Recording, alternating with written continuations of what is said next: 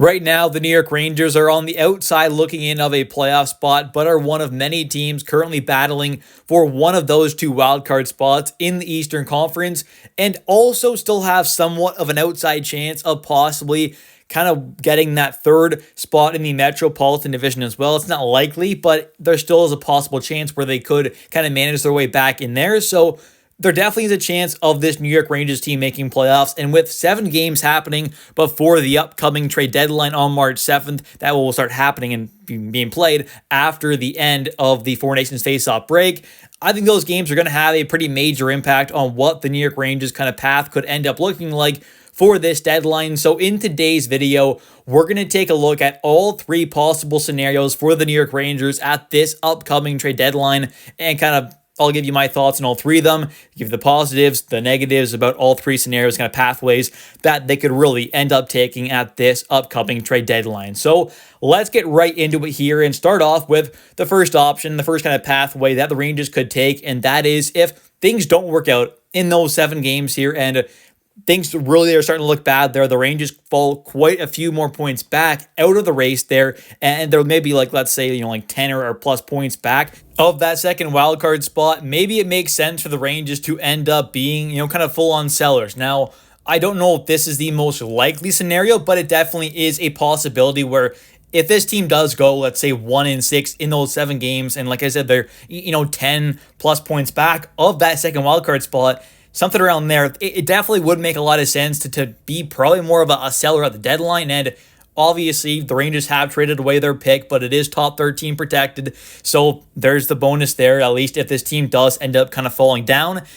It maybe does make sense, though, to just kind of embrace it a little bit there. I'm not saying do a full-on tank, but make some of those selling moves with some of the expiring contracts like a Riley Smith, a Ryan Lindgren, a Jimmy Vesey. Get back some pretty good value, whether it is, picks and or prospects for some of these players who may not be in the long-term plans of the Rangers anyway. So a guy like Ryan Lindgren, he's taken some steps back over the last couple of seasons, in my opinion, so he really probably shouldn't be a player in the long-term plans of this team. So trading him away, if you're not going to re-sign him, which I don't think this team should, for a pick and or a prospect, whatever it is, might not be a bad idea to get back some assets that you can use in the draft upcoming or in a future draft or in a trade, because this team is probably going to look to be active in the trade market as well this upcoming offseason, whether they are, this trade deadline or not. I'm sure they'll make a couple moves at least, but this offseason, I'm sure they're going to be looking to make some big moves as well. So going up there and getting back some more assets would not be a bad idea to kind of load up for this offseason. So I think if you can get back some decent value for some of these players who aren't in the long-term vision, it makes a lot of sense.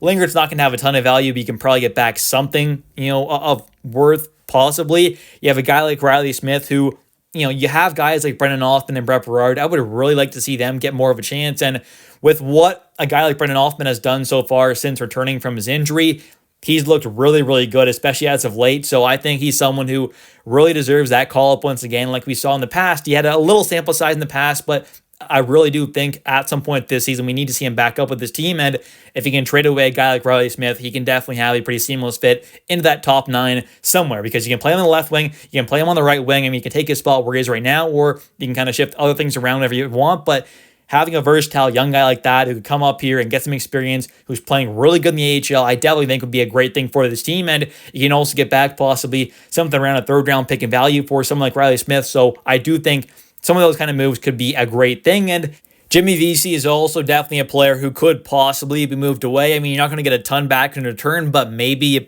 get a 5th round pick back from a team if, the Rangers decide to move on from him, which would not be the worst idea, because there are some options going forward. I mean, a 4th line of guys like Sam Carrick, Rempe Edstrom could possibly be a thing going forward. You got guys like maybe Sikora who could maybe get a spot on that 4th line next season. I don't know whether the Rangers kind of want to put him on there, but that's a possibility for next season. There are going to be other guys trying to compete for those spots, and maybe they signed a different kind of player in the offseason and want to switch things up for that 4th line and kind of those depth kind of forward roles. So we'll have to wait and see, but Jimmy Vesey is also someone that could be moved away, and just kind of trading away some of the expiring contracts, players you don't kind of want to keep around for the long-term future, I definitely think could make a lot of sense for this team to kind of do.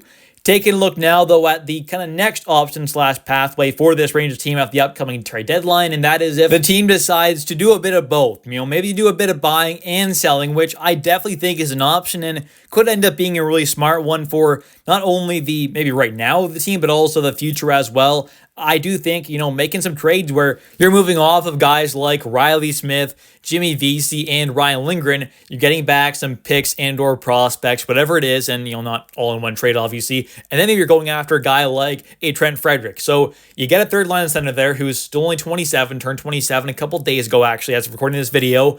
Then you also kind of made some selling moves where you got rid of some kind of just not needed players necessarily, guys that you're not looking to keep around long term. And now with those kind of hypothetical moves, you've obviously kind of added some more depth to this team as well, really strengthen up this squad because you've just moved down a guy like Johnny Brodzinski to that fourth line, which provides a little extra depth. You've now got Trent Frederick in that third line center spot. He's going to be a better player than Johnny Brodzinski, who can bring a little bit more of an impact and kind of really bring some of what this team needs more of, which is that feistiness and physicality. And I did make a video yesterday actually kind of talking about it. So definitely, if you've not already, go check out that video. But you get back a player like that in that third line center spot who could be around long term, could get re-signed as well. So that's kind of nice there, potentially a long-term piece.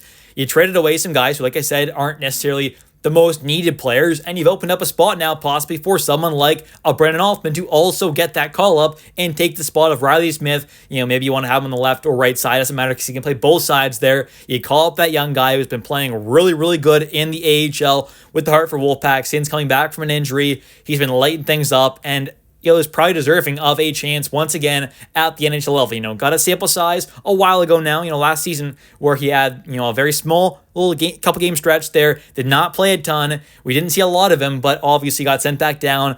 Haven't seen him back since. But I think at this point, if you can make some of these kind of trades here, open up some spots, make some deals here where you're making this team better, you're trading away some not necessarily most needed kind of players, you're opening up a roster spot for a young guy. I definitely think that could be a very smart move for this team because you're just kind of really looking for the future, but also kind of a bit of the right now as well. And I think, opening up a spot for a Brett Berard or a Brendan Hoffman, guys who are really looking like solid players and solid prospects and potentially guys who you want to have be a pretty big part of this team, even as soon as next season, be a pretty big part of it. So you get them more experience, get them playing some meaningful hockey games down the stretch here, really fight for that playoffs, and maybe get in there with the team as well and get some games experience in the playoffs.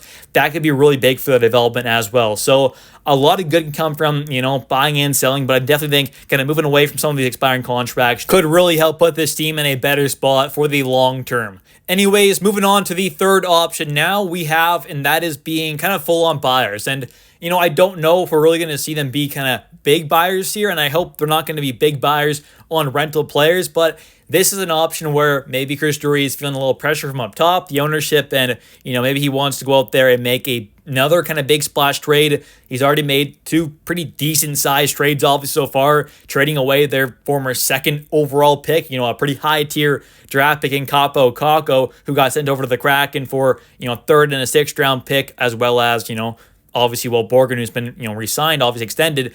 And we also saw Philip Hedl, Victor Mancini, and that first-round pick go over to the Vancouver Canucks for, a couple players, Jackson Dorrington, a prospect. We saw Eric Brandstrom, a defenseman, and also JT Miller. So we saw, a pretty massive trade with that JT Miller one. Another fairly big-sized trade there with Kaapo Kakko going out the door. So could we see the team make another pretty big-sized trade, but it definitely be a buying one? I think it's possible, but obviously, in my opinion, going after a rental who's going to cost, some high-tier prospects and or picks, in my opinion, is just a really stupid idea. With where this team is at right now, unless it's a player who you are going to have an extension pretty much in place right away, it's just not the right move because this team is not kind of one piece away. And that's when you want to go after that big rental piece, is when you are maybe one piece away or two pieces away. That's when you really need to go after maybe that rental. But this team is not one or kind of two pieces away. It's multiple pieces away, if we're being honest.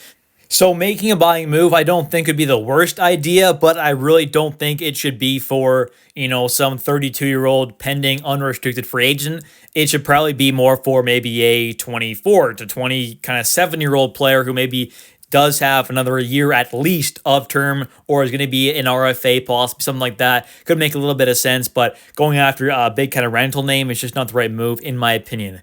Anyways, thank you all so much for watching this video. If you have enjoyed, definitely hit that like and subscribe button for daily New York Rangers content. If you are a Rangers fan, there's no better place to be on YouTube, so definitely hit that like and subscribe button. And also, as always, comment down below your thoughts on today's video. What are your thoughts on the Rangers possibly being, buyers and making another kind of buying move or two? What are your thoughts on doing a bit of both, selling and buying? And what are your thoughts on them being full-on sellers? And which pathway do you think is most likely? Let me know your thoughts in the comment section down below. Thanks for watching. I'll catch you next one. Bye.